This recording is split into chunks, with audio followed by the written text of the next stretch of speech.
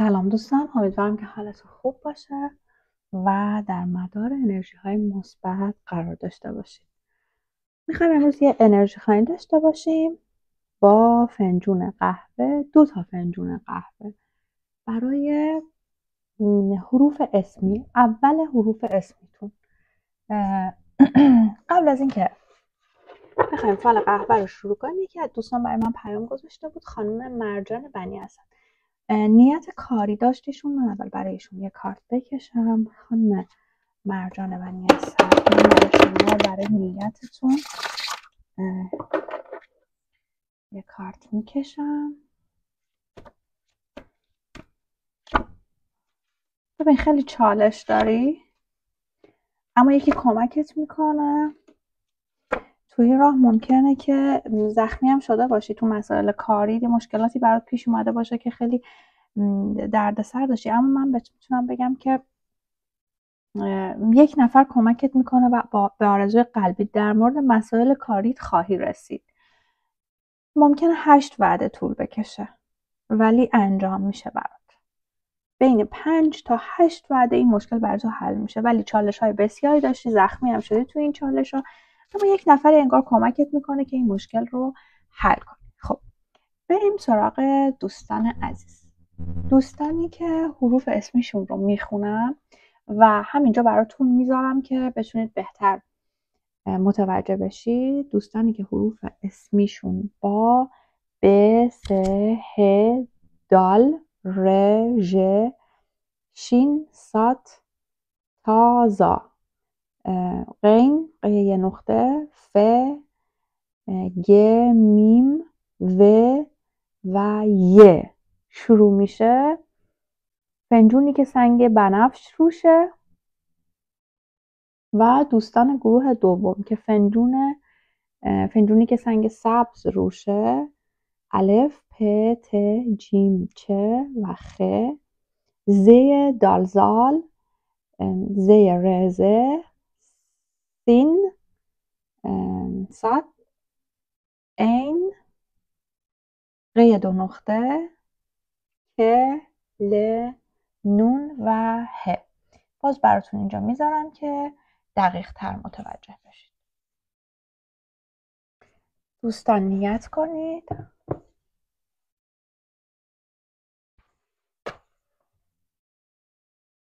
برای دوستان گروه اسمی اول، رنگ بنفش رو. اولا که میتونم بهتون بگم خبرهای خیلی خوبی در چند روز آینده به دستتون میرسه، نزدیک، بسیار نزدیک.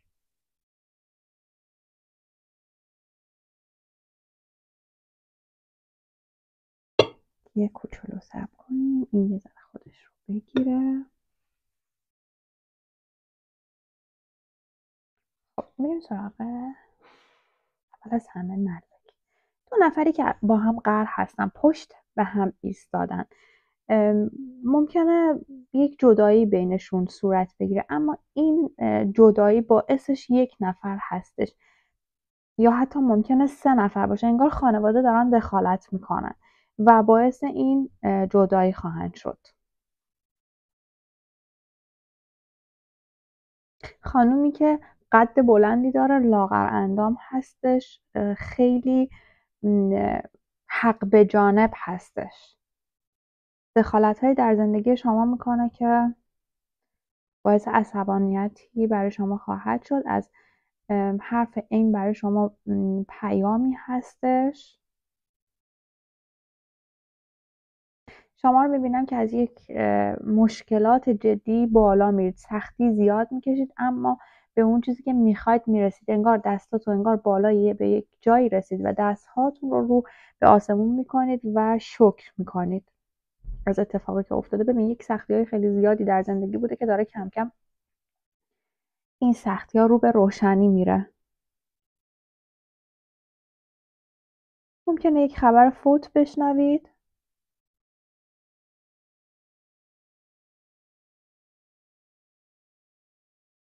ببین چند تا تیکه زمین کوچیک میبینم، انگار که یک در واقع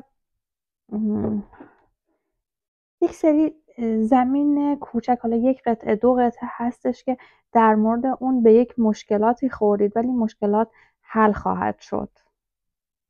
کسی که برای شما قلدری میکنه ولی در نهایت این آدم پوچ میشه، یعنی معلوم میشه اصلا تو خالی هستش.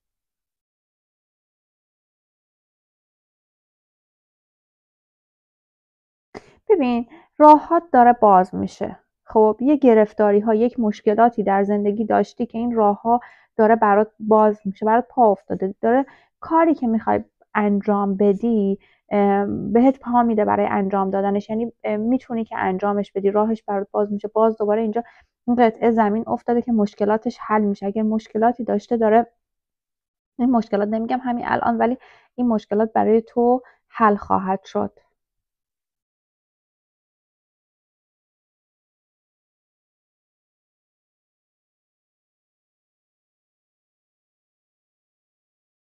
ببین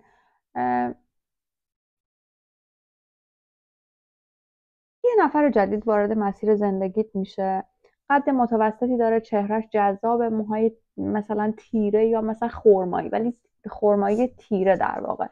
یک آدمی در واقع با شخصیت قوی هستش، رفتارش مؤدب، مهربان، سر به زیر، از نظر مالی هم اوکی هستش، بهتر از اون قبلی هست. این فرد به قصد رابطه جدید نزدیکت داره میشه، نه بازی، نه در واقع ناپختگی نداره. شاید هم سنش از شما چند سالی بزرگتر باشه، یعنی یه چیزی باشه که حالا از شما بزرگتر باشه. ممکنه این توی مسیری ببینین توی مسیر باز فنجونت افتاده و انرژی کاملا واضح و قوی برای من هستش. ممکنه که مثلا توی یک مهمونی، توی یک جمع دوستانه از این طریق آشنا شده باشی. تعادل داره، آرامش داره. ممکنه حرفای اول اسمش مثلا میم، سین یا نون و ف باشه. زمان ورودت به این رابطه از 8 روز آینده تا 20 روز آینده، یعنی خیلی هم نزدیک هستش. این برای ترازو افتاده. دادگاهی که داشتی حالا خیلی طولانی بوده، به نفع تو تموم خواهد شد و تو رو خوشحال میکنه، ولی 2 نفر آدم از این دادگاه خیلی ناراحت میشن، نه فقط 1 نفر، 2 نفر. انگار 1 نفر همین پشت پرده بوده در واقع. خانومی که نگران فرزندش هستش و انگار که در تلاطم هست این مشکلات حل خواهد شد. حالا یا میخواد فرزندش رو بگیره یا در کشمکش اینجور مسائل هستش، این مشکل حل خواهد شد.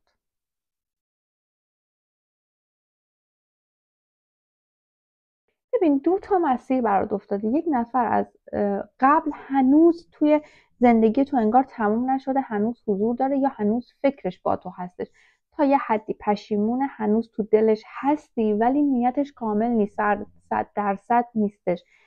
احساس داره ها ولی ثبات نداره، هنوز اون رفتارهای قبلیش 30 تا 50% باهاشه، یعنی کامل عوض نشده.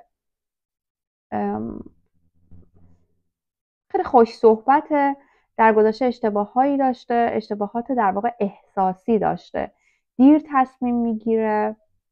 آدمیه که وقتی رابطه آروم میشه دوباره ناپدید میشه، دوباره اون کارهایی که میخواد و شروع میکنه. ممکنه که توی حروف اسمیش س، نون، ر یا ی باشه، یا حتی نسرین یا نیما، پسر هم. ببین 3 تا 10 روز آینده یه نشونه، یه پیامی از این شخص بهت میرسه. ببین مسیر عشق قبلی یعنی انگار یه سایه‌ای داره، یعنی مثلا یه دخالتی، یه حرف مردمی، یه ترس‌های قدیمی، آدم حسودی هنوز بسته نشده اما مشکلاتی داره.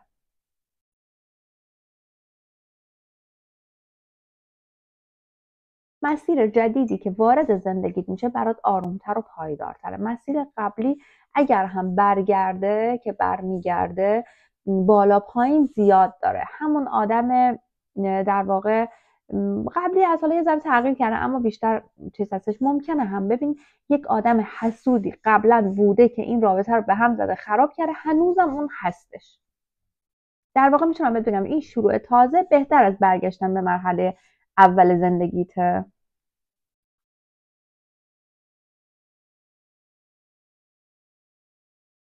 ببین کسی از مهربونی در واقع و محبت تو سوء استفاده کرده.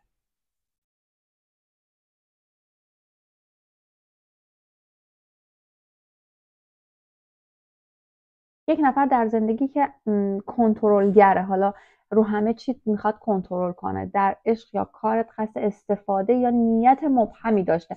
یعنی مثلا میخواسته از عشقت یا مثلا کارت، درآمدت یه سوء استفاده ای ازت ببره. این فرد تقریبا از زندگیت خارج شده. حالا اگرم باشه انگار که داره کمرنگ میشه.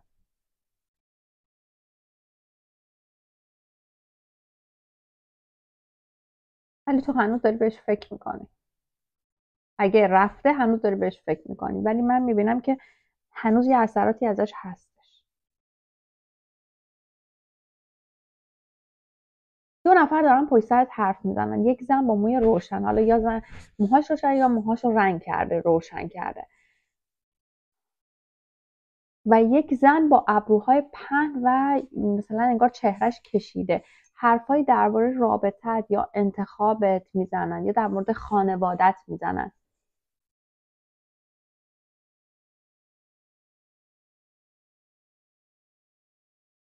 ببین یک بار رابطت، زندگیت، کارت به خاطر یک چشم زخم خراب شده. این انرژی هنوز هم کامل پاک نشده و تو زندگی تو هست.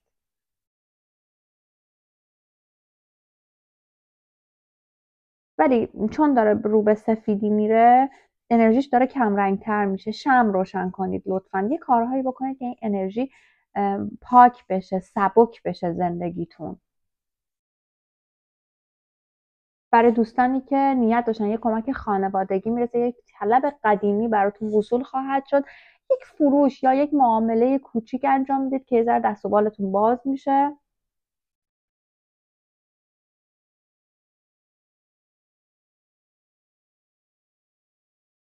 ببین یه کار جدیده یا یه همکاری تازه هستش با یک مردی که اول حروف اسمیش یا توی حروف اسمیش هی جیمی دال به میم ممکنه داشته باشه.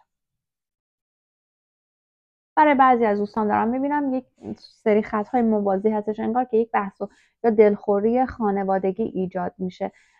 اما آشتی هم داره، صاف شدن هم داره. یک خبر کوتاه اما مهم در مورد قوم و خویش و اطرافیانتون بهتون میرسه که خیلی مهمه. توجهتون رو در واقع جلب میکنه. یک سفر کوتاه برای بعضی از دوستان دیده میشه. با دوستاتون یا خانوادهتون میرید، مثلا میرید استراحتی کنید یا دیداری با کسی داشته باشید. این براتون افتاده. برای دوستانی که میخوان مهاجرت کنن دارم میبینم که کارهاشون درست میشه، چون دارم یک سفری با هواپیما هم میبینم. ممکنه که 2 وعده طول داشته باشه این جریان. یک راهی رو رفتی هی رفتی برگشتی برات باز میشه. یعنی یک راهی که برات بسته بوده فکر میکردی که این دیگه اوکی شدن چیه، اما این راه برات باز میشه. داری قد میکشی. انشاءالله که برات خیر باشه.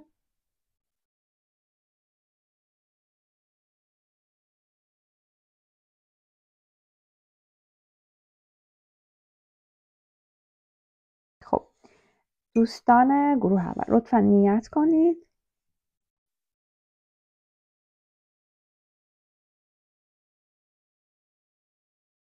دوستانی که قصد ازدواج داشتن براشون میبینم حلقه افتاده. جوابتون مثبت هستش. نگران نباشید. و اینکه برای دوستانی که نیت بارداری داشتن، من خیلی فرزند پسر هم هست اما فرزند دختر انرژیش برای من بسیار قوی هست. انشاءالله که براتون خیر باشه.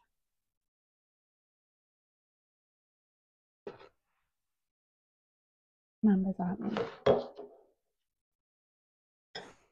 خب بریم چند تا کارت تاروت هم برای دوستان گروه اول بکشیم. نیت کنید.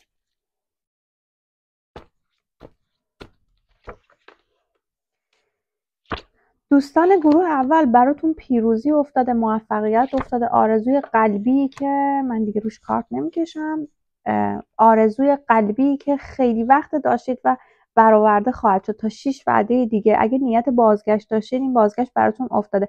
اگر میخواید با کسی شراکت داشته باشید که از قدیم میشناختیدشون براتون بسیار خوب افتاده. از 3 تا 6 وعده دیگه به اون چیزی که میخواید میرسید. اون چیزی که براش نیت داشتید براتون مثبت داده که انشاءالله براتون خیر هستش. بریم ببینیم اوراکل فرشتگان برای دوستان گروه اسمی اول چه پیام و یا چه هشداری داره. 0808 میگه که اقدام سریع، نتیجه عالی. اگر داری به یه چیزی فکر میکنی و میخوای ببینی انجامش بدی یا نه، میگه انجامش بده. نتیجهش برای تو بسیار خوب هستش. زمان رشد و گسترش تو در واقع فرا رسیده. همین حالا باید قدم برداری. اوضاع کاریت بهتر میشه. یه نفر حسابی داره بهت فکر میکنه. انشاءالله که برات خیر باشه. بریم ببینیم اوراکل ثروت برای دوستانی که در گروه اول بودن چه پیام یا چه هشداری داره. عزیزم میگه که تو در حال حرکت به سمت درست هستی. ثروت، رفاه واقعی در واقع. انشاءالله که برات خیر باشه. خیلی دقیق و روشن. ببینیم اوراکل عشق برای دوستان چه پیام یا چه هشداری خواهند داشت. ببین میگه اگه دلت توی یک رابطه آروم هستش، خب اون مسیرت رو ادامه بده. تو مسیر درست هستی. شک نکن به اون رابطه. اگه قلبت تو اون رابطه آرومه، این رابطه درست هستش. انشاءالله که براتون خیر باشه. لطفاً برای همراه شدن با این انرژی خوانی و هم فرکانس شدن و جذب انرژی های مثبت این انرژی خوانی لایک کنید، کامنت بذارید و همراه ما باشید. ممنون. خب دوستان بریم سراغ دوستان گروه دوم و حروف اسمی رو دوباره براتون اینجا میذارم که متوجه بشید. نیت کنید.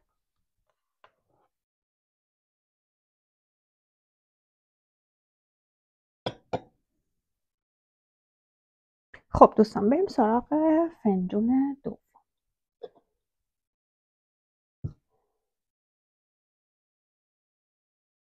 ببین فکرت، ذهنت خیلی درگیر بوده. این درگیری ها در مورد هر چی که بوده داره رو به سفیدی میره. مشکلاتت داره حل میشه. قلبی که شکسته شده، قلبت خیلی شکسته شده، خیلی زخمی بودی، اما راهی برات باز خواهد شد. پستی بلندی های خیلی زیادی در زندگیت داشتی. یک شانس بزرگ در زندگیت افتاده برات. نعل اسبی افتاده که انشاءالله که برات خیر هستش.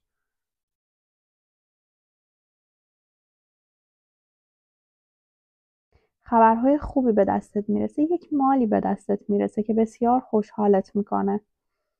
ببین اگر حرفی به کسی زدی مواظب باش که از دهنش در نره. یک چیزی که نمیخواستی کسی بدونه.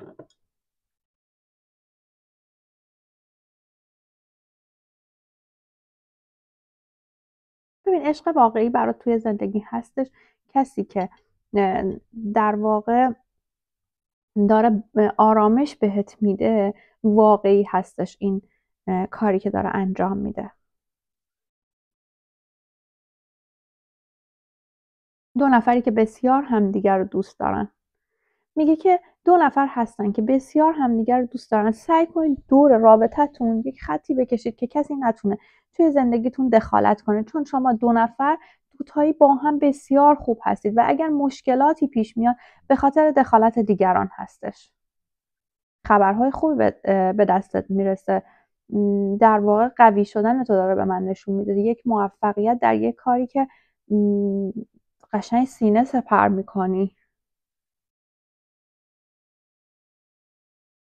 خبرهای بسیار خوبی من برات میبینم، راههایی که برات باز هستش. ببین ممکنه یک راههایی برات بسته بوده باشه، رفته باشی به جایی نرسیدی، ولی این راهها داره برای تو باز میشه. چه فال قشنگی برات افتاده. ببین برای دوستان مجرد فردی وارد زندگیتون میشه که موهای تیره‌ای داره، چهره مثلا جذاب و آروم، شغل آزاد داره. خب یا مثلا نیمه دولتیه، نمیتونم بهت بگم که این شغلش در واقع دولتی هستش. این چیزی که داره نشون. اخلاقش هم این شکلیه که مثلا انگار که حمایتی هستش، متولد آبان، فروردین یا مرداد میتونه باشه.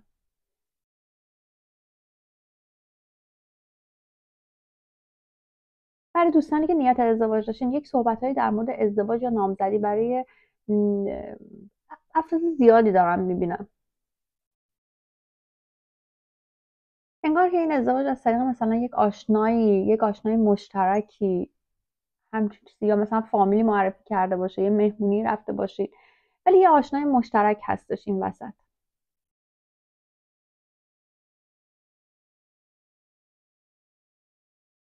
مردی یا زنی که در زندگی در واقع قبل در زندگی شما بوده، ولی شما هنوز قلبتون باهاش کار داره، دوباره ظاهر میشه در زندگیتون، این بار خیلی جدی و متعهد و اشتباههای گذشته رو میخواد جبران کنه.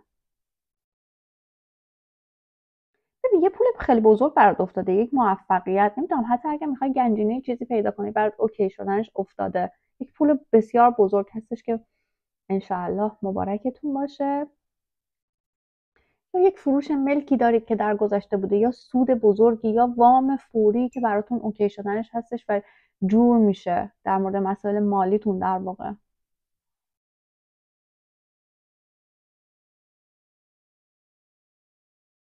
ببین یک زن قدرتمند و با تجربه افتاده که یک موقعیت کاری جدید رو در واقع برای شما ایجاد میکنه. اگه دنبال ارتقای شغلی هستی و یه کاری میخوای بکنی در مورد مسائل شغلی و کاری، خب این اتفاق میفته. 20 روز آینده داره به من مثبت نشون میده.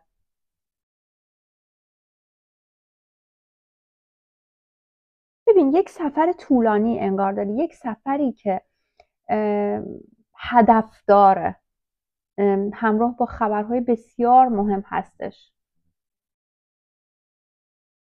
مهاجرت، ویزا یا زندگی در شهر دیگه‌ای برای دوستانی که نیت داشتن قطعیه. فقط هنوز در مرحله آماده سازی هستش، ولی اوکی شدنش برای شما هستش، چون این رو من دارم میبینم.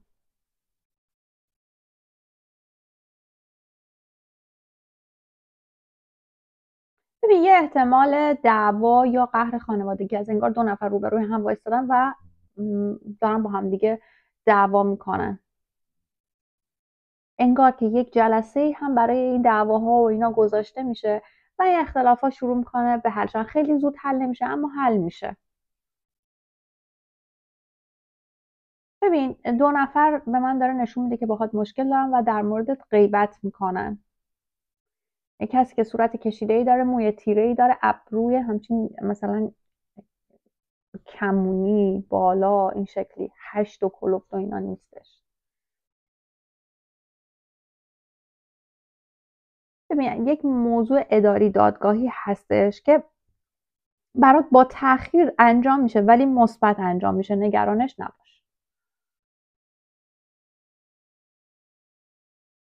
ببین یا یک خبر بارداری میشنوی یا از طرف خودت یا دوستانت یک خبر بارداری هستش. من بارداری پسر رو قوی تر میبینم در این فنجان.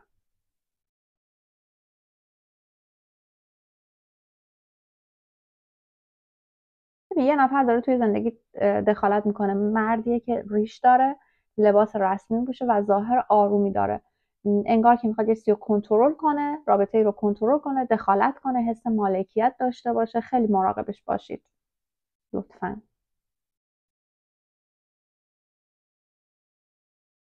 یک دعوت یا یه مهمونی خانوادگی در واقع دعوت میشید. حالا یک مهمونی در واقع من دارم میبینم باعث یک دیدار میشه. ممکنه یه آشنایی باشه، یه شروع آشنایی هم باشه. در رانندگی احتیاط کنید.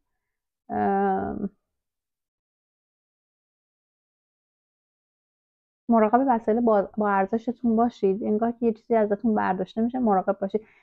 ببین، احتمال اینکه گوشیت بیفته و بشکنه هستش. مراقب این جریان باش.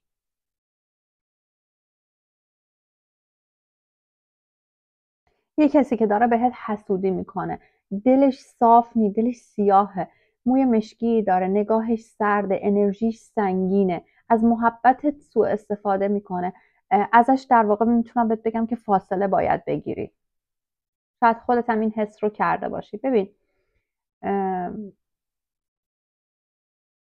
5 4 10 20 22 روز آینده، یعنی 5 روز آینده، 14 روز آینده، 20 روز آینده و 22 روز آینده، یا شاید هم 42 روز آینده است.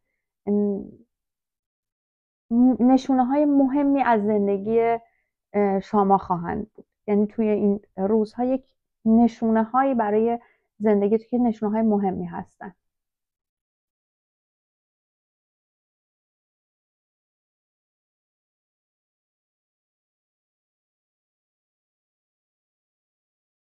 خیلی چشم سخت توی زندگیت افتاده. همه دنبال اینن که ببینن که تو در زندگی چی کار میکنی، چی کار نکردی، اون کاری که میخواستی بکنی نتیجه داده یا نه.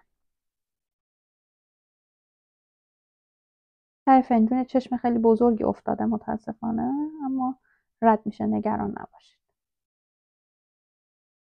خب نیت کنید من براتون انگشت بزنم ببینیم که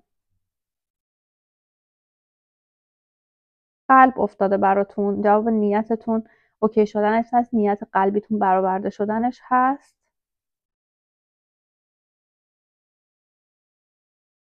مشکلی پیش نخواهد آمد انشاءالله که براتون خیر باشه. خب بریم یه چند تا کارت تاروت بکشیم برای دوستان گروه دوم.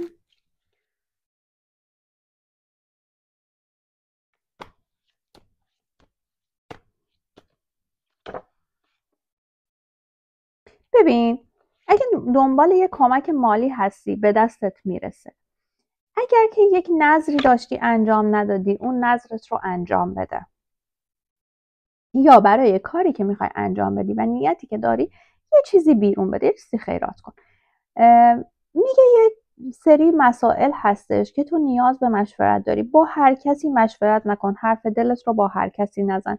برو با کسی مشورت کن. مثلا اگه در مورد مسائل قانونی هست با یک وکیل خوب. اگر مسئله پزشکی هست با یک دکتر خوب.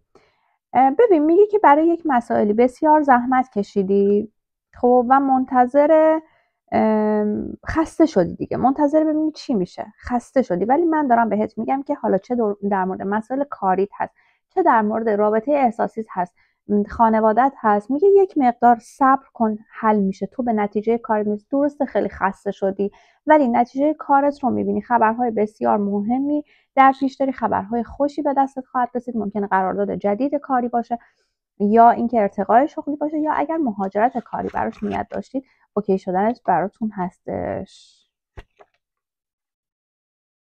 ببین، تو یه کار سرمایه گذاری مالی میخوای انجام بدی، دو دل هستی. میگه که خیلی روش، اگه میخوای با کسی شراکتی داشته باشی لطفا این کارو نکن، انجام نده، پولت از بین میره. یک شروع دوباره برات افتاده. لطفا اگر که ممکنه یک خبر فوت برسه در مورد مسائل کاری برای شما بسیار خوب میبینم. انگار که یک اتفاق خیلی خوبی در مورد مسائل کاریت برات میفته. یک قرارداد جدید، ارتقای شغلی، یا همینطور که بهتون گفتم مهاجرت شغلی براتون اوکی شدنش هست. حکم قانونی که به نفع شما صادر میشه. بریم ببینیم اوراکل ثروت برای این گروه از دوستان چه هشدار و یا چه پیامی داره. ببین، میگه که تو به اوج شهرت و موفقیت اجتماعی میرسی اما مغرور نشو. به این جایگاه خواهی رسید اما مغرور در واقع نشو. بریم ببینیم اوراکل فرشتگان چه پیام و یا چه هشداری برای دوستان این گروه خواهند داشت؟ 0330 نماد عشق، آرامش و امید هستش. اهدافتون رو دنبال کنید. اون چیزی رو که میخواید به دست میارید. شما توانایی این رو دارید که در واقع به خواسته هاتون برسید. بریم ببینیم اوراکل عشق برای این گروه از دوستان چه پیام و چه هشداری خواهند داشت.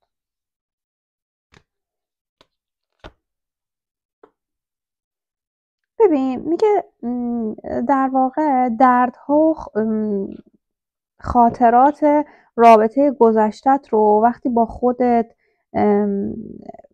به رابطه جدید ببری ممکنه به اون رابطه آسیب بزنی.